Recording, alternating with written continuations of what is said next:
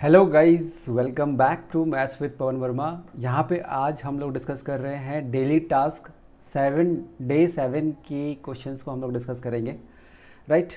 मैं I hope कि आप कर रहे होंगे और सारे क्वेश्चन आपसे बन रहे होंगे, मैं ये एक्सपेक्ट करता हूँ। नहीं बन रहे हैं तो कोई टेंशन की बात नहीं है, आप वीडियो सॉल्यूशन को देखिए और कॉन्सेप्ट को क्लियर करने की कोशिश कीजिए धीरे धीरे। राइट। तो चलिए स्टार्ट करते हैं विदाउट एनी फर्दर डिलेइंग। और ये छोटी सी बात जो हर रोज़ मैं रिपीट कर रहा हूँ, और वीडियो को शेयर करो। मैं कहता हूँ कि थोड़ा सा सपोर्ट करो। आप वीडियो देख रहे हैं, आप मिला रहे हैं, सब कुछ कर रहे हैं, मतलब जो बन रहा है बहुत बहुत अच्छा, नहीं बन रहा है आप वीडियो के थ्रू देख रहे हैं तो थोड़ा सा कमेंट करके भी सपोर्ट करो। आप अगर कमेंट करेंगे तो उससे क्या होगा ना, that works as a motivation for me कि हाँ चल भाई कोई तो है जो देख रहा है और कमेंट कर रहा है। तो इस तरीके से है, तो कमेंट करो। कमेंट करते नहीं हो तुम लोग, देखते हो कमेंट करते नहीं हो। जो भी मैं कह रहा हूँ कि जो भी 5 लोग, मैं कह रहा हूँ कि मेरी वीडियो से अगर किसी 5 लोगों को भी बेनिफिट हो रही है तो आई एम हैप्पी। किसी एक को भी बेनिफिट हो रही है ना तो आई एम हैप्पी, क्योंकि शुरुआत तो एक ही से होती है ना। शुरुआत एक से होती है, 1 से 10 होगी, 10 से 100 होगी, 100 से 1000 होगी। तो उस चीज़ों को लेके मैं चल रहा हूँ, इस पॉजिटिव मतलब माइंडसेट को लेके मैं करते जा रहा हूँ। एंड चलिए, तो ये टेलीग्राम चैनल का है, आपको डिस्क्रिप्शन में लिंक मिल जाएगा। व्हाट्सएप चैनल का भी डिस्क्रिप्शन में लिंक मिल जाएगा, तो व्हाट्सएप चैनल को ज्वाइन करिए, वहाँ से भी आपको डेली टास्क वगैरह सब मिलता रहेगा। सोशल मीडिया में आप मुझसे कनेक्ट हो सकते हैं, जहाँ पे आप कोई क्वेरी है या कुछ है, आप हमें वहाँ पे कनेक्ट होकर हमसे पूछ सकते हैं। मैं I will be happy to help you out. कोई भी क्वेरी हो, चाहे वो मैथ्स के रिगार्डिंग हो या रीजनिंग के रिगार्डिंग हो या इंग्लिश के रिगार्डिंग हो या कोई किसी एग्ज़ाम के रिगार्डिंग हो, तो कुछ भी हो तो आप हमसे वहाँ पे पूछ सकते हैं, या फिर यूट्यूब पे भी आप कमेंट करके पूछ सकते हैं। आपको अगर लगता है कि पब्लिकली हमें नहीं पूछना है तो आप मेरे को इंस्टाग्राम में टेक्स्ट करके पूछ सकते हैं, अगर आप इंस्टाग्राम यूज़ कर रहे हैं, है ना। तो चलिए स्टार्ट करते हैं, आज के क्वेश्चंस को देखते हैं कि क्या क्या क्वेश्चन था और आपने उसको कैसे डील किया, और हम यहाँ पे शॉर्टकट को कैसे डील किया जा सकता है। ठीक है, तो ये पहला क्वेश्चन है हमारे स्क्रीन के ऊपर। क्या कहता है, क्वेश्चन को पढ़ता हूँ। कह रहा है कि equal quantities of 3 mixture of milk and water are mixed in the ratio 1:3, 2:3 and 4:1। The ratio of water and milk in the mixture is. Simple सा सवाल था, बेसिक क्वेश्चन है, बिगनर क्वेश्चन है, मतलब एलिगेशन मिक्सचर का ये सवाल है, लेकिन मैं कहता हूँ कि ये बिगनर टाइप का सवाल है। ठीक है, तो कह रहा है कि इक्वल क्वांटिटी की थी, राइट। 3 कंटेनर है, तीनों में मिल्क एंड वाटर है। मैं कहता हूँ कि 3 कंटेनर है, पहले में 1:3 का है मिल्क एंड वाटर। दूसरे में बात करें तो दूसरे में मिल्क एंड वाटर है 2:3, क्वेश्चन में लिखा गया है 2:3, तो यहाँ भी मिल्क एंड वाटर है। और तीसरे में भी क्या है कि 4:1 के हिसाब से मिल्क एंड वाटर है। ठीक है, अब तीनों को क्या कह रहा है कि 3 मिक्सचर सबको मिला दिया गया, सबको एक साथ हम मिला देंगे, are mixed in the ratio, इस तरीके से मिला दिया गया। और उसमें हमें बताना है कि वाटर इज़ टू मिल्क, यानी कि जो मुझे रिजल्ट बतानी है वो वाटर इज़ टू मिल्क बतानी है। जो क्वेश्चन में दिया गया है वो मिल्क इज़ टू वाटर दिया हुआ है, तो इसको कैसे करेंगे। ठीक है, तो इसको देखो कैसे सॉल्व कर रहे हैं। तो मैं कह रहा हूँ कि इक्वल क्वांटिटी है ना, सारे के सारे बराबर क्वांटिटी है। अगर ये 10 लीटर है तो ये भी 10 लीटर है, ये भी 10 लीटर है, ऐसा है। तो क्वांटिटी पे नहीं जाते क्योंकि इक्वल है, हमें ये पता है। तो अगर मैं देखूँ मिल्क, मैं क्या करूँगा, सारे साथ सबके मिल्क लूँगा, मिल्क को लूँगा और सबके वाटर को लूँगा और ऐड करके रेशियो बता दूँगा कि कितना होना है।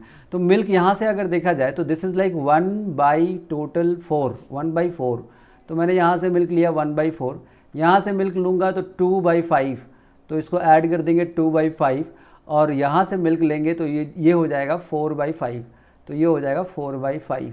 और फिर वाटर की बात करते हैं, तो वाटर की देखेंगे तो वाटर यहाँ पे है 3/4, मतलब इसी का जो आपस में सब्सट्रैक्शन होगा ना, इसका आपस में सब्सट्रैक्शन होगा, वो करके लिख दो, मतलब क्वेश्चन में बार बार देखने की ज़रूरत नहीं है। यहाँ पे कितना हो जाएगा, सब्सट्रैक्ट करेंगे तो यहाँ पे हो जाएगा 3/5 एंड लाइक 1/5, इस तरीके से है। इसको सॉल्व करो और आंसर आपको मिल जाएगा, इसको सॉल्व करेंगे आपको आंसर मिल जाएगा। तो इसको सॉल्व कर लेते हैं। तो कहते हैं कि इसका एलसीएम कितना हो जाएगा, तो मैं कह रहा 20 25 times, this is 5, 24 2 times is 8 and again 4 times is 16. इसको भी अगर हम सॉल्व करें तो एलसीएम तो वही आएगा. और this is 5 3 times is 15 and 4 3 times is 12 and 4 1 time is 4. तो 20 तो ऐसे कैंसिल हो जाएगा. बाकी देखो क्या कैंसिल होता है, ऐड कर लेते हैं पहले. 16 plus 8 is 24 plus 5, 24 plus 5 is 29 and this is 15, 27 is 15 plus 12 is 27 plus 4 27 plus 4 is 31. तो मेरे को मिल्क एंड वाटर मिला है, लेकिन मुझे पूछा था वाटर एंड मिल्क, तो मैं क्या लिखूँगा 31:29. ये हमारा आंसर होगा 31:29. ऑप्शन सी हमारा आंसर होगा. करेक्ट. तो बेसिक सा सवाल था, मैं कहता हूँ ईजी क्वेश्चन है ये जो हमने अभी देखा. ठीक है, आता हूँ नेक्स्ट क्वेश्चन पे. नेक्स्ट क्वेश्चन देखेंगे कि क्या है. नेक्स्ट क्वेश्चन को भी हम लोग डील करेंगे. ये भी एलिगेशन मिक्सचर से बिलोंग कर रहा है वैसे. नेक्स्ट क्वेश्चन कह रहा है कि A and B are two alloy of copper and zinc. A और बी दो अलॉय है ऑफ कॉपर एंड जिंक, उसमें मिक्स है. Prepared by mixing the respective metal in the ratio 5:4 and 5:8. Okay, if the alloy A and B are mixed to form a third alloy, that is C, दोनों मतलब A और B इनमें से मिलाएंगे और C बनाएंगे. तो A की बात करें तो A में कॉपर एंड जिंक कितना है. क्वेश्चन अभी पूरा हुआ नहीं बट लिख लेते हैं जितना हमने पढ़ा. तो मैं कह रहा कि कॉपर और जिंक की यहाँ पे बात करें तो कॉपर और जिंक यहाँ पे है 5:4 और यहाँ पे कॉपर और जिंक की बात अगर करेंगे तो यहाँ पे कॉपर और जिंक है 5:8. फाइन. अब दोनों को जब मिलाएंगे तो कह रहा है कि थर्ड अलॉय बनेगा C with equal proportion of copper and zinc. What is the ratio of alloy A and B is in the new alloy C. मतलब कॉपर और जिंक जो लेंगे हम इक्वल क्वांटिटी में लेंगे, दोनों को मिलाएंगे और हमें बताना है कि इस जगह पे कॉपर और जिंक की रेशियो क्या होने वाली है. तो मैं रेशियो के हिसाब से आपको बताता हूँ. देखो इक्वल क्वांटिटी कह रहा है तो मैं इसको ऐसे लिखता हूँ कि भाई एक तो रेशियो है 5:4, दूसरा रेशियो है 5:8. ठीक है, तो इन मैंने पहले वाले रेशियो को अगर देखूं तो टोटल कितना होता है 9 और दूसरे वाले रेशियो का टोटल कितना होता है 13. और 9 और 13 तो अलग अलग है ना. टोटल सम अगर करता हूं तो एक का आ रहा है 9, एक का आ रहा है 13, तो क्वांटिटी तो अलग अलग हो गई. तो इसको इक्वल करना है. तो 9 और 13 का अगर हम एलसीएम लेते हैं, 9 और 13 का अगर हम एलसीएम लेते हैं तो कितना आएगा 9 × 13 117. करेक्ट, 117. अब इसको अगर मैं देखूं तो 9 का पार्ट कितना होगा और 13 का पार्ट कितना होगा. तो 9 से इसको अगर डिवाइड करोगे तो आपको मतलब मैं कह रहा कि टोटल क्वांटिटी होगी 117 यहाँ भी है, 117 यहाँ भी है. सपोज दैट यहाँ भी 117 है, यहाँ भी 117 है. तो 117 है तो 9 से अगर मैं इसको डिवाइड करता हूँ तो 13 आएगा. तो 13 से इसको मल्टीप्लाई करो और 13 से इसको मल्टीप्लाई करो, है ना. 9 से जब मैंने इसको डिवाइड किया तो 13 आएगा और 13 से इसको डिवाइड करूँगा तो 9 आएगा. फाइन. तो जब पहले वाले को मैं 13 से मल्टीप्लाई करता हूँ तो क्या बनेगा, तो बनेगा 65 एंड 13 4 टाइम्स इज 52. ठीक है. अब जब 9 से मैं इसको मल्टीप्लाई करूँगा, इसको जब 9 से मल्टीप्लाई करूँगा तो ये कितना हो जाएगा, ये हो जाएगा 45 एंड 8 9 टाइम्स इज 72. तो ये हमारा कॉपर और जिंक का, हम इसको ऐड कर लेते हैं, देखते हैं कितना होगा. तो इसको जब हम ऐड कर रहे हैं तो this is like 110 and this is like 50 70 120 124. अब इसका कुछ और कैंसिल होगा तो 2 से काट देते, 2 से काटा तो मैंने देखा आएगा 55 और इसको भी 2 से कैंसिल कर दिया तो आ गया 62. 55 and 62 is our answer. Just कोई भी वैल्यू मैं सिंपल रेशियो के हिसाब से कैलकुलेट करना बता दिया कि भाई इस तरीके से हमने इक्वल क्वांटिटी कर दिया. 117 यूनिट ये भी है और 117 यूनिट ये भी है. तो भाई कितना कितना हुआ, तो ये कॉपर हो गया, ये जिंक हो गया, ये कॉपर हो गया, ये जिंक हो गया. दोनों को बराबर कर दिया मैंने। अब दोनों को बराबर कर दिया तो इसको जब मिलाऊंगा तो कॉपर और जिंक इस हिसाब से हो गई। पिछले वाले क्वेश्चन में 3 कंटेनर थी, इस बार 2 ही कंटेनर है ना। तो इस तरीके से हमारा 55 एंड 62 आंसर हो गया ऑप्शन ए। ऑप्शन ए हमारा आंसर हो गया। तो क्वेश्चन नंबर 2 भी हमारा सॉल्व हो गया, right. Coming to question number 3। Question number 3 क्या कहता है, देखो क्वेश्चन नंबर 3 कह रहा है कि a person travel 40 kmph for the first 1/3 of the total distance, okay, and at 50 kmph for the remaining part of the distance.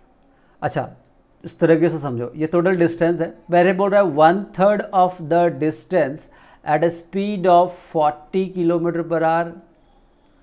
हमें average speed पूछ रहा है क्या? What is the average speed? Yes, average speed पूछ रहा है, easy सवाल है। अब यहाँ कहते हैं 1/3 अगर वो हो गया तो 2/3 ये हो जाएगा, और इसको चल रहे हैं हम किससे? 50 किलोमीटर पर आवर की स्पीड से। फाइन, तो मुझे बताइए कि what is the average speed in kilometre per our, total distance की एवरेज स्पीड। तो मैं कह रहा कि 40 एंड 50 ऐसे करके है, 40 kilometre per our, 50 kilometre per our, और 1/3 एंड 2/3 इस तरीके से हम डिस्टेंस को डिवाइड कर रहे हैं।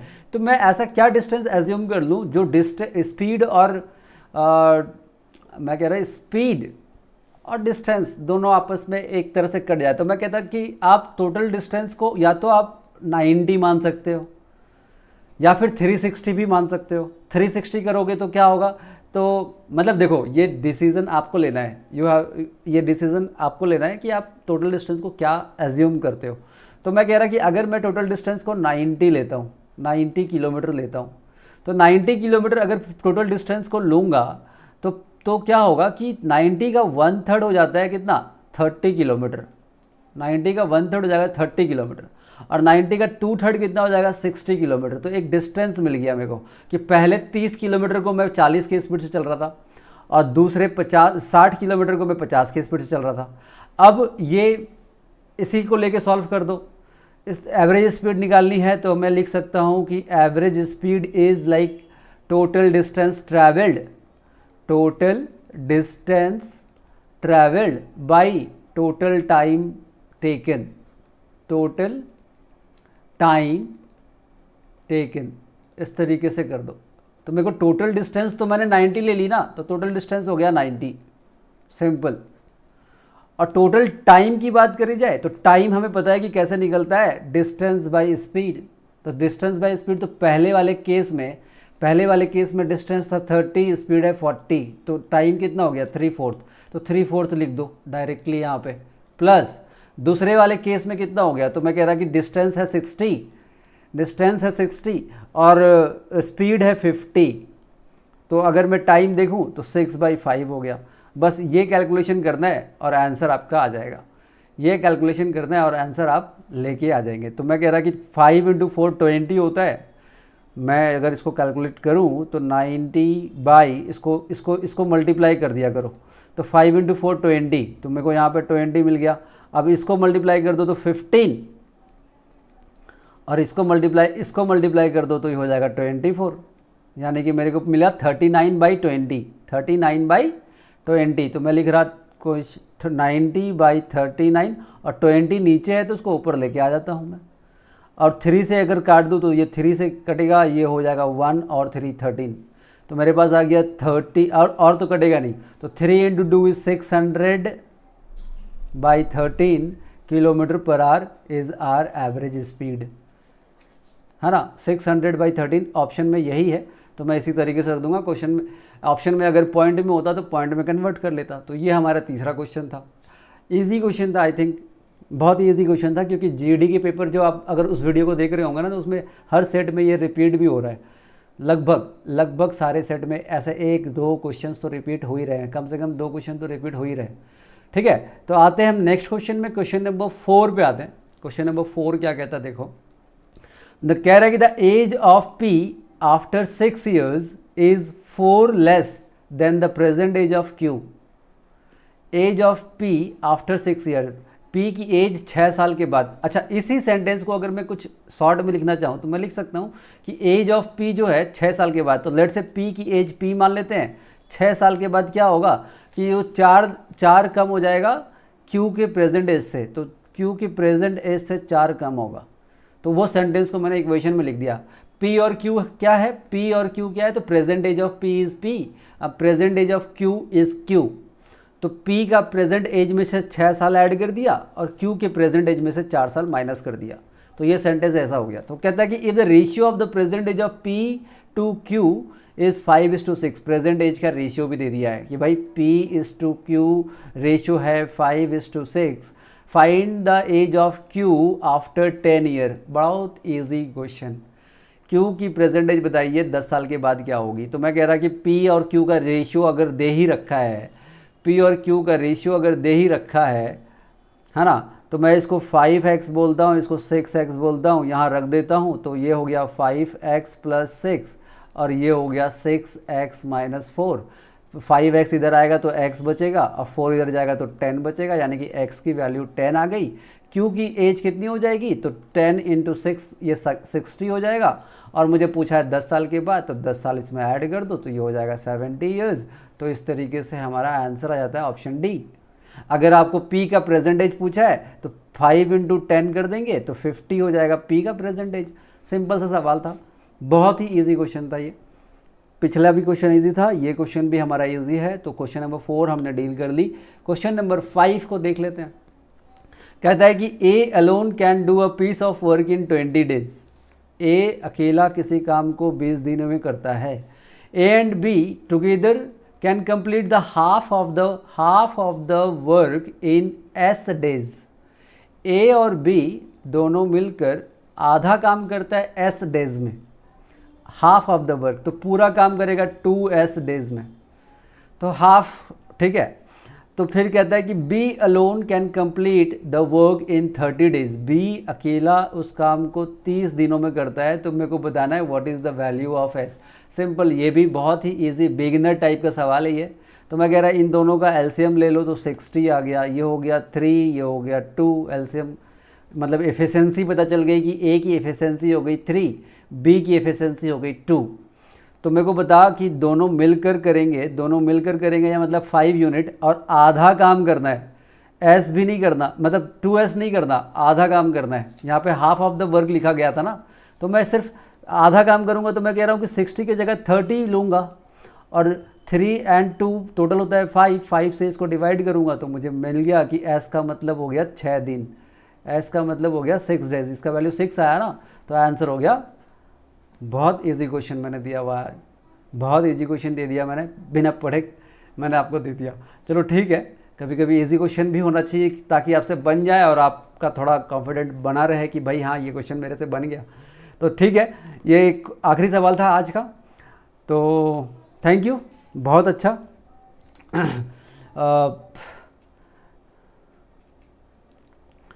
thank you for giving your time. If you like the videos, if you really liked it, तो उस वीडियो को लाइक करो। अगर चैनल में नए हो तो सब्सक्राइब करो, लाइक शेयर कमेंट करते रहो, टेलीग्राम चैनल जुड़ जाओ। फिर मिलेंगे हम आपसे, तब तक के लिए ख्याल रखें आप अपना और प्रैक्टिस करते रहें। बी कंसिस्टेंट, डेली करें, डेली जो भी कर रहे हैं डेली करते रहिए, ज़रूर आप वहाँ तक पहुँचेंगे जो आपको करना है। ठीक है, thank you, take care, bye.